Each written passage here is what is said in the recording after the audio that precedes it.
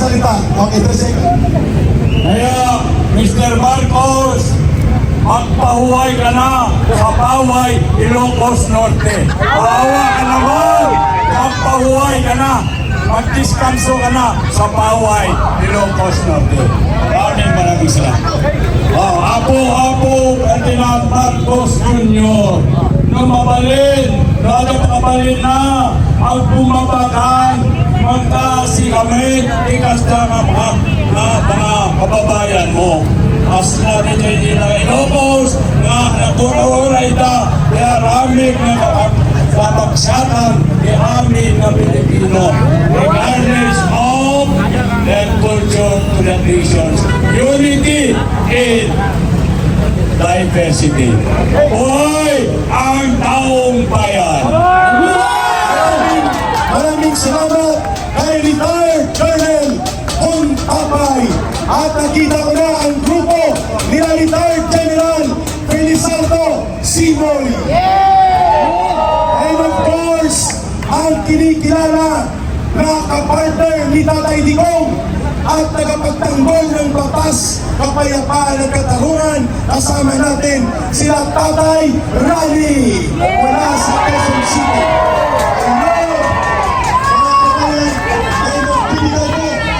Mensahe bago po ang awitin ng ating mga mang-aawit at ng isang mga missionary.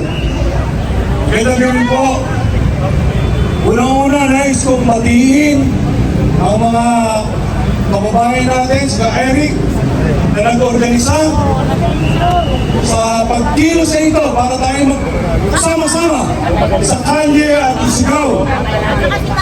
Si Tatay Rani, mabuhay ka, Tatay! Para isigaw at ating pong ilahat kung kano na mamaya na lang, dalhin mo lang nauubos yung pasensya ng taong bayan sa mga nangyayari ngayon.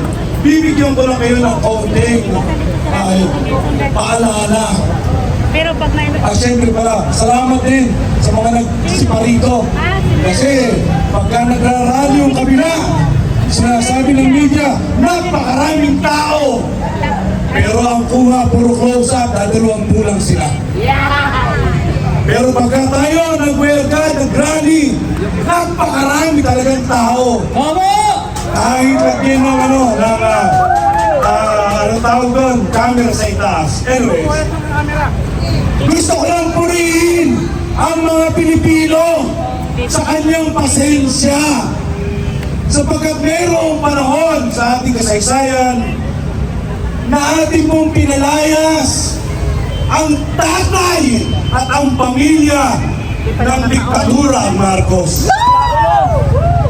Ngunit ang sumunod noon, mga taon na wala ring pagbabago. Ang mga politiko, kanya-kanyang nakaw. Ang mga Pilipino na natiling tahimik at mapagpasensya. Tumating ang panahon na ating pong inihalal ang ating Vice Presidente. Yun ang gusto natin na mamuno. Pero nabalitaan na lang natin ang ating Vice Presidente. Tumakbo na lamang pangalawa at nagbigay daan sa isang Marcos Jr. At pagkatapos noon, sinuportahan natin dahil panawagan ng Vice Presidente, magkaisa tayo. Nanalo ang Marcos Sara Unity Team. Hindi pa nagtatagal. 3 taon ang lumipas. Nagkanakawan na. Nawala na. Nasira ang unity. Nasira ang tiwala. Ang idinidiktek at pilit inilalagay, ginagawang pulutan, Sara Duterte. Pananagutan, ang sabi. Pananagutan. Pero ang mga magnanakaw, hindi nananagot, bagkus gumagawa ng investigasyon. Paano at kailan nangyari na ang mga nagnanakaw ay mag-iimbestiga sa kanyang krimen? Baliktad! Pwede ba yun? Baliktad ka! Umasa tayo noon nababawi ang Marcos.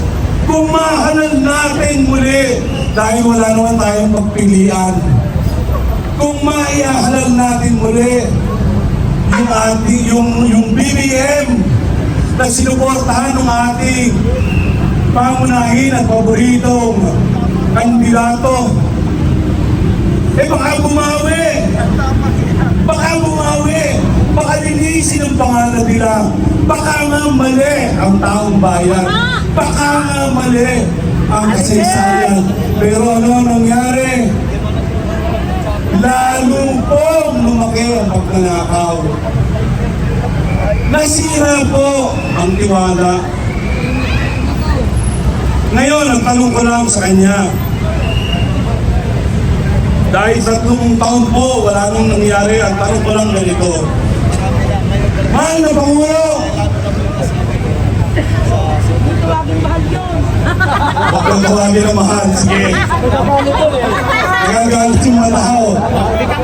Mr. President! Mayroong kasabihan sa Ingles nang sabi,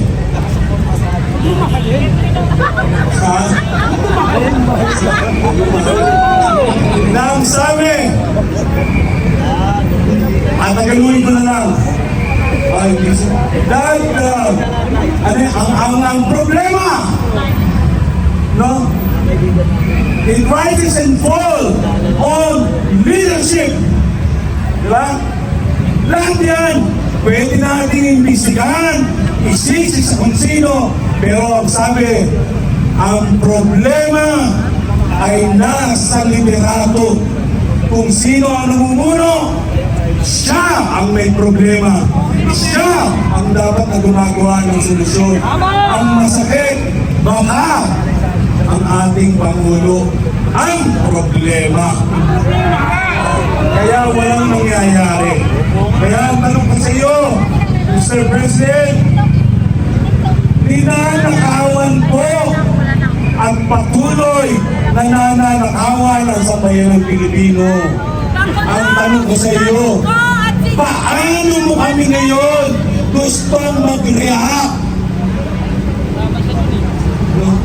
Sabi nga ng mga nagsisipag-welga, nagsisipag-rally, ginagahasa ang sambahayan.